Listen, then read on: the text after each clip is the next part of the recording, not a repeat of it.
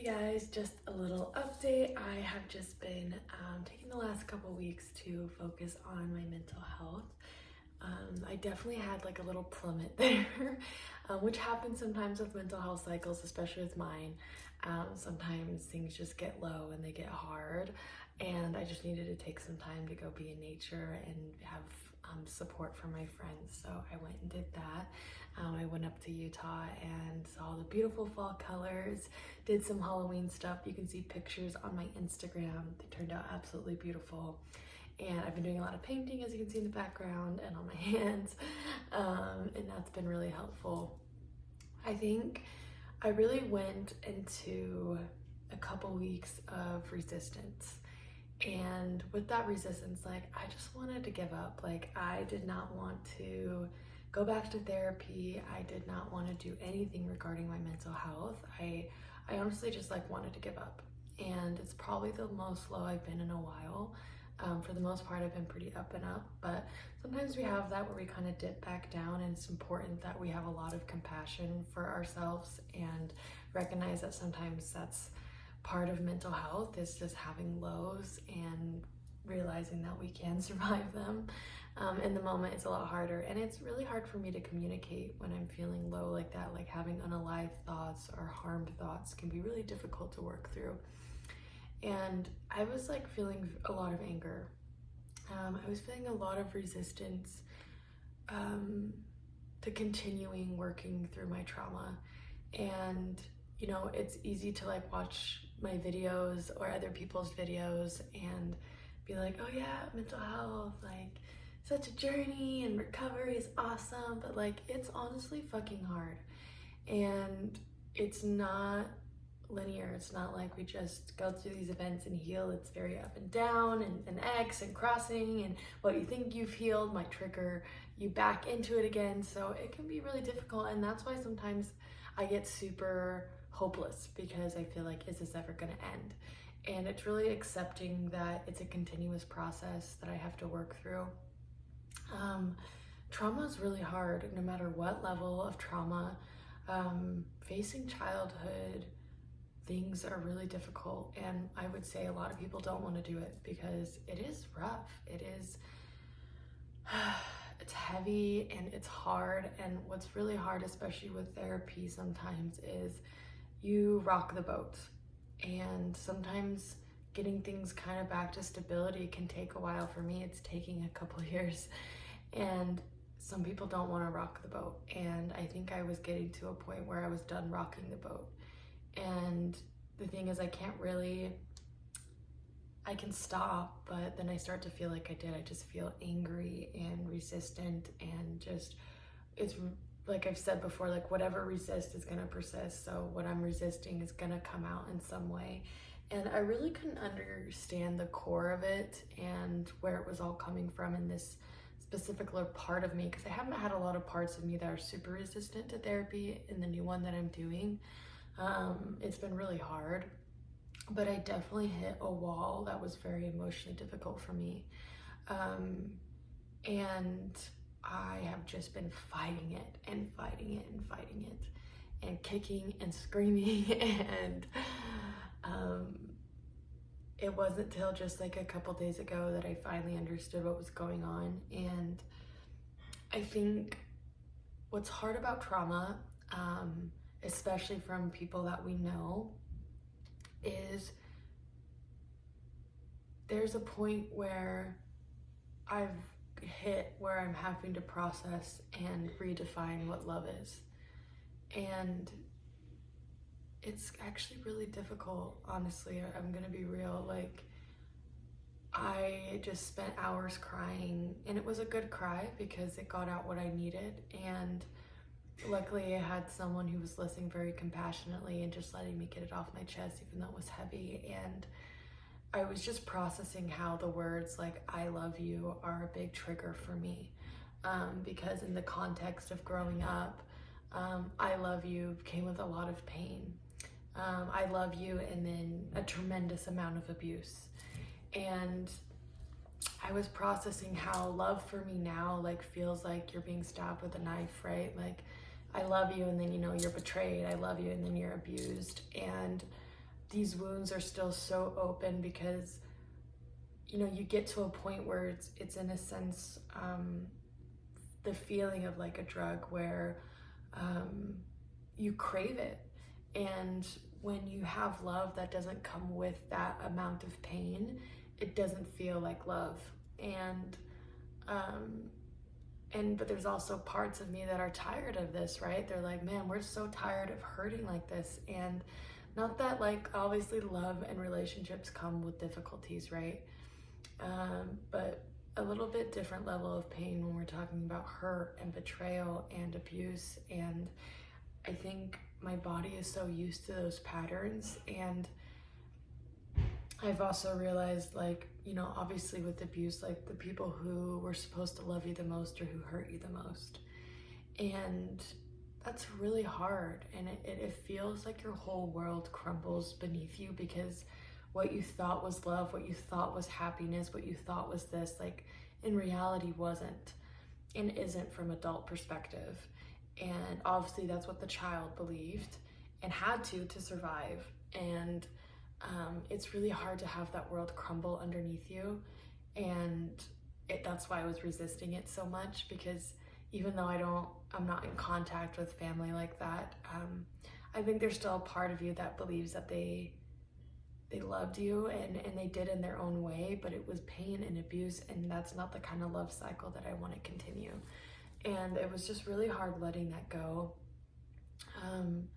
There are just so many parts of me conflicted on love, and that can mean romantic, relationship, love towards myself. And I often realized I was looking at like my past relationships, and you know, I would call them my crazy spirals, you know, where I'm sobbing and angry and having outbursts and feeling like so unalive thoughts and all these emotions and my way of sabotaging. And I realized that I have to give people an excuse to abuse me. And this is definitely from a child perspective as well, where if I'm not perfect, then it makes sense why someone would abuse me.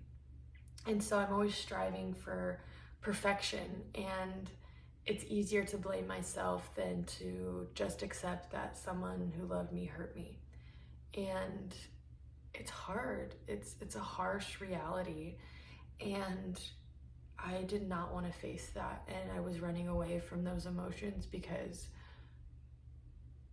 to accept that a parent or a family member or someone as a child that you held on such a high pedestal and had so much love for could do such terrible things to you and still say the words I love you it's confusing and it's complex. And it's easier to blame myself, like, well, I had angry outbursts and I would yell at my siblings and get upset, so it makes sense why they would do that to me.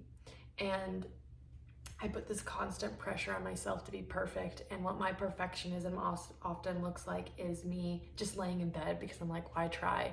If I'm gonna fail, then it just gives another reason for people to hurt me. And I think it was just like accepting that like I was a child and I got hurt, and it wasn't because of anything I did or because how I was or anything to do with my worth. And that's just how you can cope, right? Like she had to do that to be able to function. And now I just have to show her a different way. And it's really hard, right?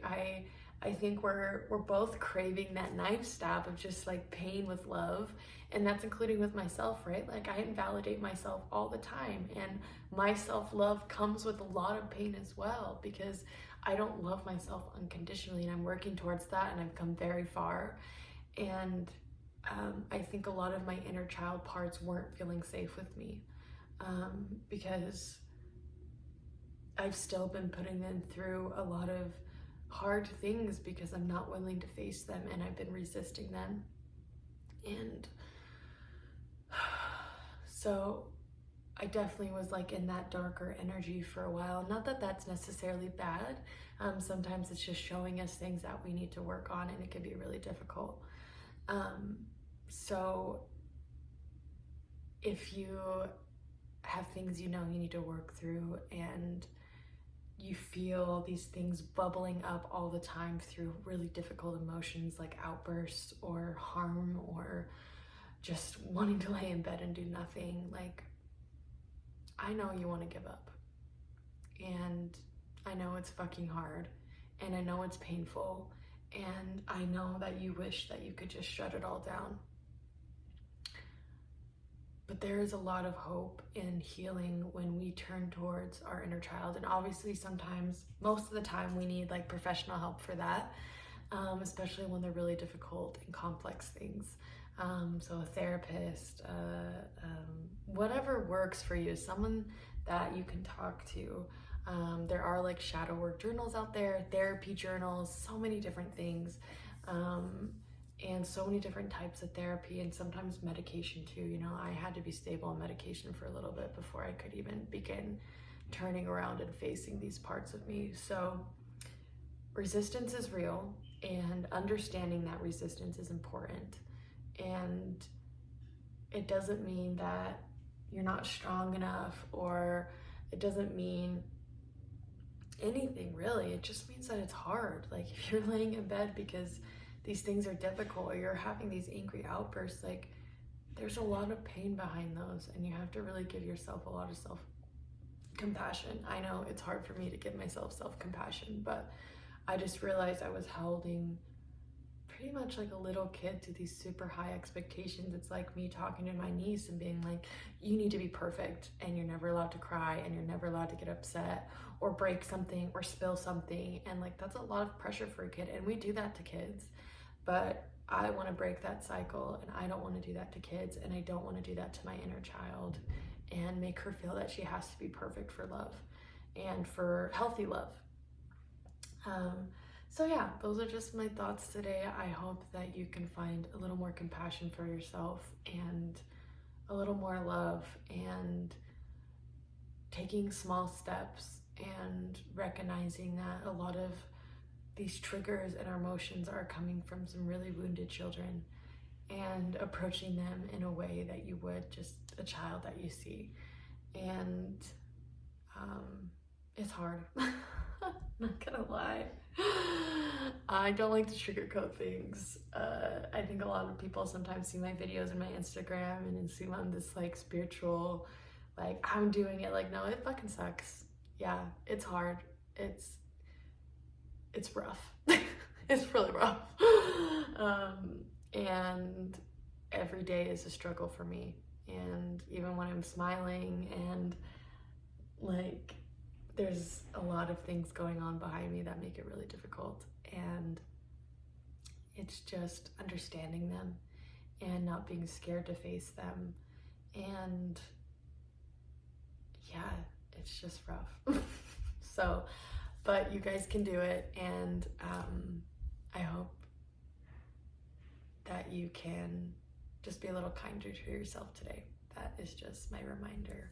I love you guys.